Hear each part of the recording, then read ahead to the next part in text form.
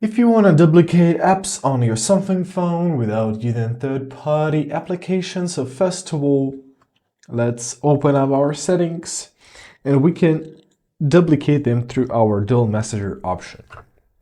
So now scroll down to your advanced features tab. Here they are. Here we gotta find our dual messenger. Here it is, right at the bottom. So here you can see a list of applications which you can copy.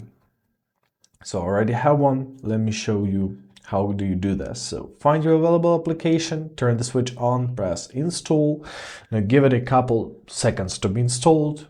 Usually it's fast, and basically that's it. Now you can find both of the applications on your app drawer or home screen. So this first one, this is second one. Easy as that.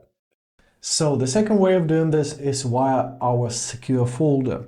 So open up your settings, find your biometrics and security option.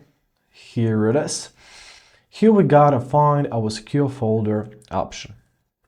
Open it up, press continue, and now we can create it. So give your phone a couple minutes to load it up. Alright, after that we have to select lock type to protect your apps and private files, right? So let's choose a pin, for example. Create your pin, press next, confirm your pin, press next. So you can activate reset with Samsung account or no, or press cancel. Now let's press next. And in your secure folder, you can add up some files. So press plus here, and we can add, for example, our Facebook. Press add. Great.